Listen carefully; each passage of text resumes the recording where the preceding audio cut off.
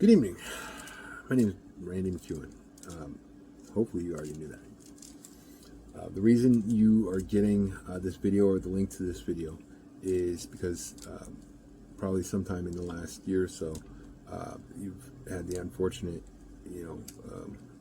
circumstance to catch the short end of my temper, and it's probably saw me blow something way out of proportion and come at you in a way that, you know, it was just, not appropriate for the situation.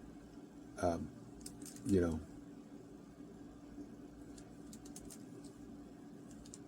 there's no real explanation, or there's an explanation. There's no good excuse for it. There's no excuse, to talk to or attack anybody like that. And so just know from the bottom of my heart, I have a sincere desire to set that right. Um, I got no business, flying off the handle on somebody, and acting like they just slapped my grandma and called her a Ducks fan. I mean, those things are worthy of that kind of explosion, but I mean, chances are you didn't do anything close to that. Um, Unfortunately, we, when I say we, I say people like me, we often attack the people that are closest to us and the ones that love us the most. The one, because of their proximity to us, but two, because we know that they love us, um, and we feel like that maybe they can take it, and what that makes for is a very lonely life, and I've lost a lot of really good people, in friends and family, because I just couldn't get a grip. What's the explanation? Well, the explanation is some of us are just wired a little bit differently, and we operate at like an 8, all the time, whereas the rest of the world operates at a 6 or a 7. And when something small happens, to you, and you're operating at a 6, you can take it to a 7 and still be okay. I'm operating, barely under a 9, and so something small happens, and I'm trying to take it up to an 11 or a 12. You can call it, spiritual warfare. You can call it, chemical imbalance. Whatever the case may be. The reason I'm at, like an 8 or a 9, has, like nothing to do with you. But you caught the brunt of that. If you're curious, you want to know. Basically, this time last year, or a little over a year ago, I was interning as a teaching pastor out in Texas. I had a house out there. I was going to seminary and about to start. At Dallas Theological Seminary is for my master's program. I was about to coach Timmy's last year in Little League, using Daniel and Dylan as my 2 assistant coaches. I built a website and a 90-foot batting cage in their backyard. I was engaged, to the love of my life, man. Best thing God sent my way in a long time. And we were supposed to get married this summer. And I was, head over heels for her, and in love with her daughter. And we were excited about being a family. And as as does happen with me, unfortunately, a random freak circumstance, an accident that was beyond my control, just brought everything down, and lost my house in Texas, her house out here in California, lost my internship, my scholarship. I was removed off my son's baseball team as head coach, and then since I wasn't able to go back to Texas, I lost all rights to my kids, and I haven't seen them or talked to them in over a year. And so for those of you that know me well, like you can imagine, the last year has been like a living hell, man. Like my kids are my life, man. They're my heart. They're they're everything to me. You think I'm a dick now? You should have seen me, before they came along. you know, it has taken a tremendous toll on an already heavy spirit and heavy soul. You know, like, if you didn't know, I recently stepped down as chaplain and outreach director for the American Foundation for Suicide Prevention. You know, I spent a lot of time, you know, ministering to people who had just lost somebody from suicide, or, you know, trying to talk people off the ledge.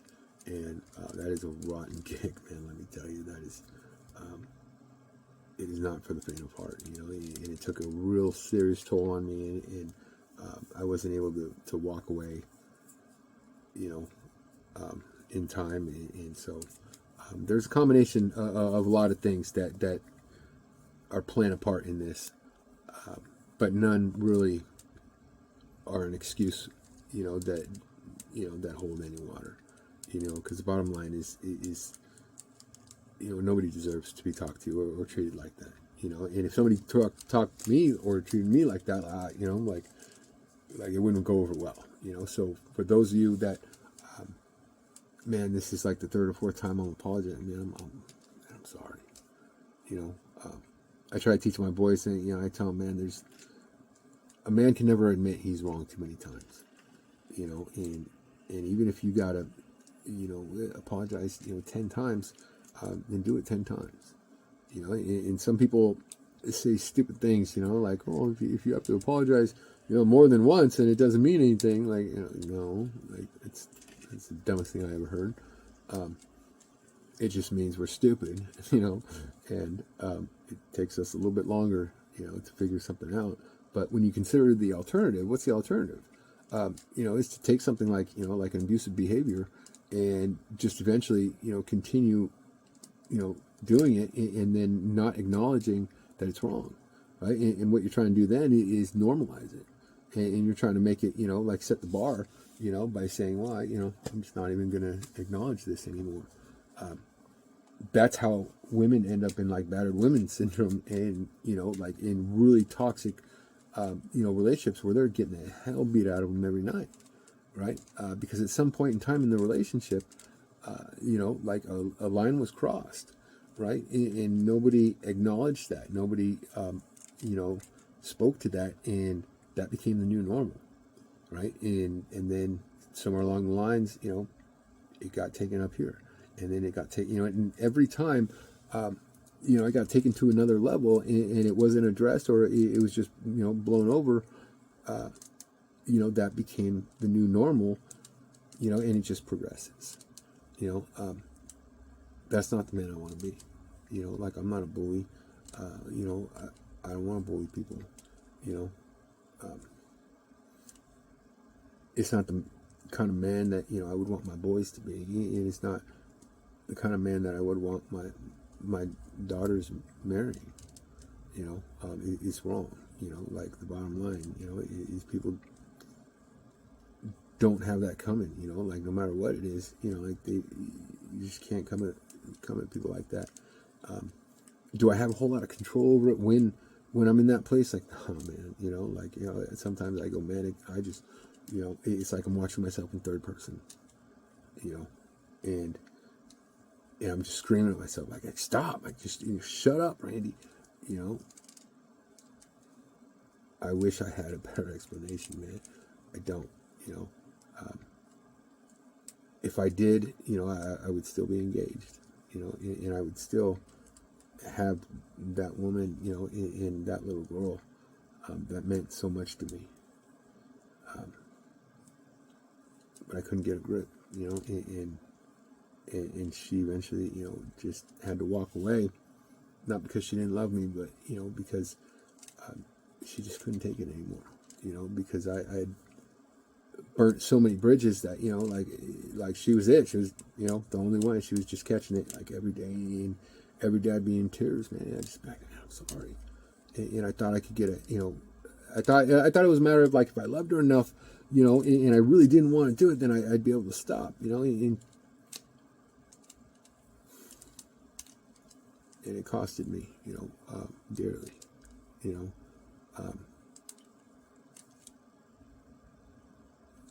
is this, a half-assed attempt to, fix that relationship? Like, no, that relationship's done. Is this, because I'm like back in Alcoholics Anonymous? Like, no. However, the years I spent in Alcoholics Anonymous and the things I learned in those rooms by those men are responsible, and shaped, the man that I'm proud of, today. Everything good that I have to say about myself, like I learned from the men, in Alcoholics Anonymous, and I owe them a huge debt of gratitude, for that, because I look at, like the next few generations, man, and I don't even know if they understand the concept of, owning your part, like I was taught that, even if your part in the situation is only 10%, you need to take, 100% responsibility for your 10%. Like, and set aside what the other person did and say, hey man, what I did was wrong, and I'm sorry, and I'm willing to do whatever it takes to set it right. I don't know if, like the next few generations, even can fathom that, because like they're all just such victims,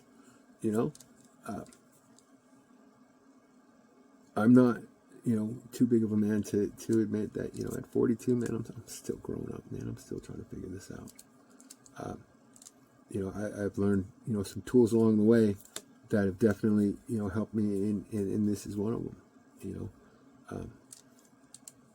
you might not want to meet up with me, and hear my formal attempt at setting this right, and you might not even get a call for that, like this might be, like this video might be the best that that you're gonna get, but just know, I sincerely, from the bottom of my heart, I'm embarrassed and ashamed at, who I've become and what I've done, and it's a problem, man, and I'm hoping that this is the first step in